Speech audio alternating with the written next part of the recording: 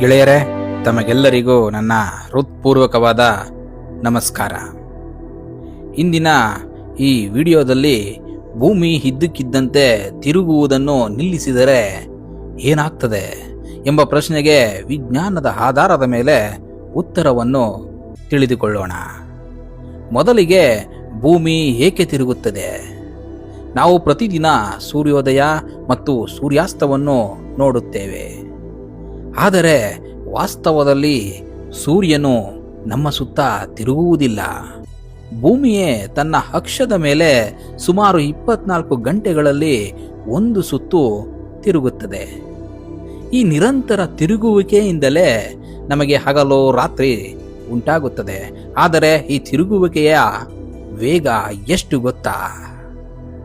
ಭೂಮಧ್ಯ ರೇಖೆಯಲ್ಲಿ ನಿಂತಿರುವ ವ್ಯಕ್ತಿ ಗಂಟೆಗೆ ಸುಮಾರು 1670 ಕಿಲೋಮೀಟರ್ ವೇಗದಲ್ಲಿ ಸಂಚರಿಸುತ್ತಿದ್ದಾನೆ. ಅಂದರೆ ಜೆಟ್ ವಿಮಾನಕ್ಕಿಂತಲೂ ವೇಗವಾಗಿ. ಆದರೂ ನಮಗೆ ಅದು ಅನುಭವವಾಗುವುದಿಲ್ಲ, ಏಕೆಂದರೆ ನಾವು ಗಾಳಿ, ಸಮುದ್ರ, ಕಟ್ಟಡಗಳು ಎಲ್ಲವೂ ಒಂದೇ ವೇಗದಲ್ಲಿ ಒಟ್ಟಿಗೆ ಚಲಿಸುತ್ತಿದ್ದೇವೆ.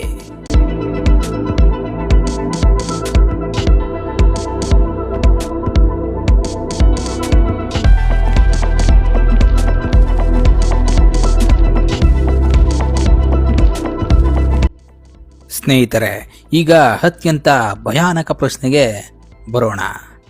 ಒಂದು ವೇಳೆ ಭೂಮಿ ಒಂದು ಕ್ಷಣದಲ್ಲಿ ನಿಂತರೆ, ಅಂದರೆ ಭೂಮಿ ಯಾವುದೇ ಎಚ್ಚರಿಕೆ ಇಲ್ಲದೆ ಒಂದು ಕ್ಷಣದಲ್ಲಿ ತಿರುಗುವುದನ್ನು ನಿಲ್ಲಿಸಿತು ಎಂದು ಊಹಿಸಿ.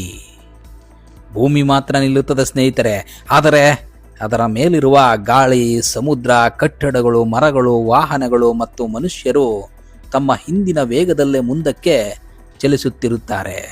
ಇದನ್ನು ವಿಜ್ಞಾನದಲ್ಲಿ ಜಡತ್ವ, ಅಂದರೆ ಇನರ್ಷಿಯಾ ಎಂದು ಕರೆಯುತ್ತಾರೆ.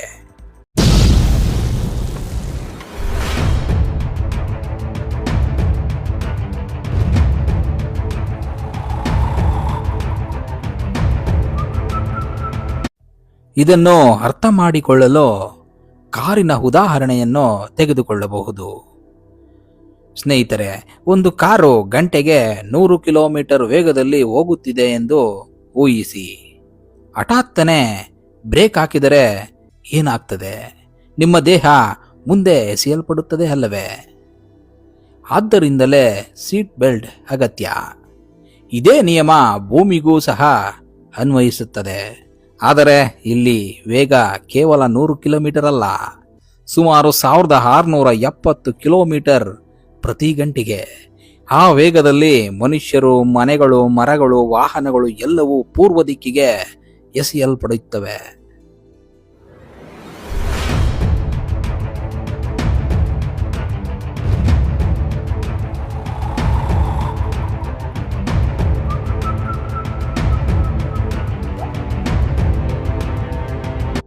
ಹಾಗೂ ಇದಕ್ಕಿಂತಲೂ ಭಯಾನಕ ಘಟನೆ ಸಮುದ್ರದಲ್ಲಿ ನಡೆಯುತ್ತದೆ. ಸಮುದ್ರದ ನೀರು ಕೂಡ ತನ್ನ ಹಳೆಯ ವೇಗದಲ್ಲೇ, ಎಂದರೆ 1600 ಕಿಲೋಮೀಟರ್ ವೇಗದಲ್ಲೇ ಮುಂದಕ್ಕೆ ಚಲಿಸುತ್ತದೆ. ಇದರ ಫಲವಾಗಿ ಸಾವಿರಾರು ಕಿಲೋಮೀಟರ್ ಉದ್ದದ ಮಹಾ ಜಲಗೋಡೆಗಳು ಕರಾವಳಿಯನ್ನು ಅಪ್ಪಳಿಸುತ್ತವೆ. ಇದು ಇಂದಿನ ಸುನಾಮಿಗಿಂತಲೂ 1000 ಪಟ್ಟು ದೊಡ್ಡ ಅಲೆಗಳಾಗಿರುತ್ತವೆ. ಕರಾವಳಿ ನಗರಗಳು ಕೆಲವೇ ನಿಮಿಷಗಳಲ್ಲಿ ನೀರಿನಡಿ ಮುಳುಗಿ ಹೋಗುತ್ತವೆ.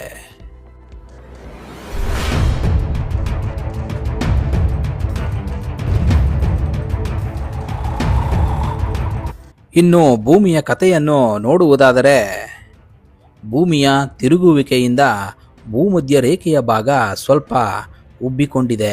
ಆದ್ದರಿಂದ ನಾವು ಭೂಮಿಯನ್ನು ಗೋಳ ಎಂದು ಕರೆಯುತ್ತೇವೆ. ಆದರೆ ಅದು ಸಂಪೂರ್ಣ ಗೋಳವಲ್ಲ.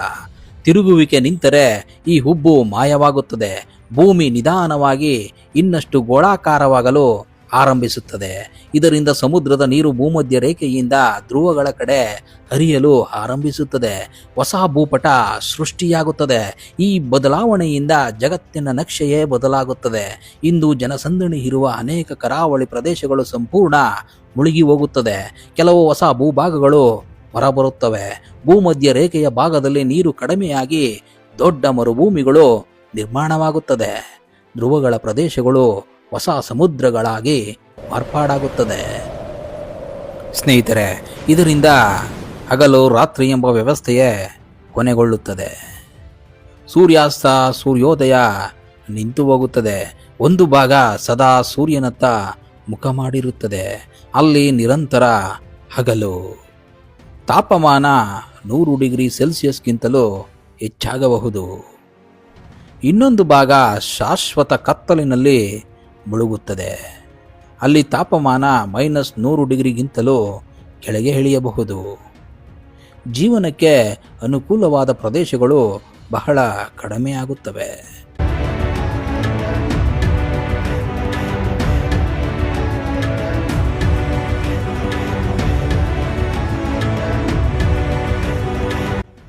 ಸ್ನೇಹಿತರೆ, ನಮಗೆಲ್ಲರಿಗೂ ಕೊನೆಯದಾಗಿ ಕಾಡುವ ಒಂದು ಕೊನೆಯ ಪ್ರಶ್ನೆ, ಈ ಘಟನೆ ನಿಜವಾಗಿಯೂ ಸಂಭವಿಸಬಹುದೇ?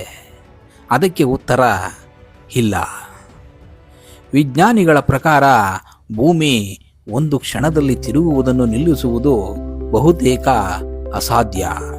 ಇದು ಕೇವಲ ಒಂದು ವೈಜ್ಞಾನಿಕ ಕಲ್ಪನೆ ಅಷ್ಟೇ. ಆದರೆ ಈ ಕಲ್ಪನೆಯ ಮೂಲಕ ನಮಗೆ ಒಂದು ಮಹತ್ವದ ಸತ್ಯ ತಿಳಿಯುತ್ತದೆ. ಭೂಮಿಯ ತಿರುಗುವಿಕೆ, ಗುರುತ್ವಾಕರ್ಷಣೆ, ವಾತಾವರಣ, ಸಾಗರಗಳು ಮತ್ತು ಪ್ರಕೃತಿಯ ಸಮತೋಲನ ಇವೆಲ್ಲವೂ ಸೇರಿ ಭೂಮಿಯನ್ನು ಜೀವಿಸಲು ಸೂಕ್ತವಾದ ಏಕೈಕ ಗ್ರಹವನ್ನಾಗಿ ರೂಪಿಸಿವೆ.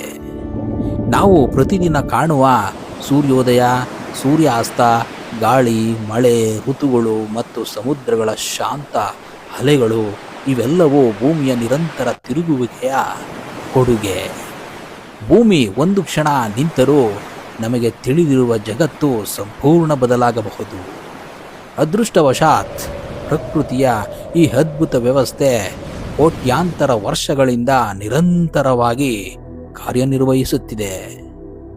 ನಿಮಗೆ ಈ ವಿಡಿಯೋ ಇಷ್ಟವಾದರೆ ಲೈಕ್ ಮಾಡಿ, ನಿಮ್ಮ ಸ್ನೇಹಿತರೊಂದಿಗೆ ಹಂಚಿಕೊಳ್ಳಿ ಮತ್ತು ಇಂತಹ ಇನ್ನಷ್ಟು ವಿಜ್ಞಾನ ಹಾಗೂ ಕುತೂಹಲಕಾರಿ ವಿಷಯಗಳಿಗಾಗಿ ನಮ್ಮ ಚಾನಲ್ ಅನ್ನು ಸಬ್ಸ್ಕ್ರೈಬ್ ಮಾಡಿ. ಮುಂದಿನ ವಿಡಿಯೋದಲ್ಲಿ ಮತ್ತೊಂದು ರೋಚಕ ವೈಜ್ಞಾನಿಕ ವಿಷಯದೊಂದಿಗೆ ಮತ್ತೆ ಭೇಟಿಯಾಗೋಣ. ಧನ್ಯವಾದಗಳು.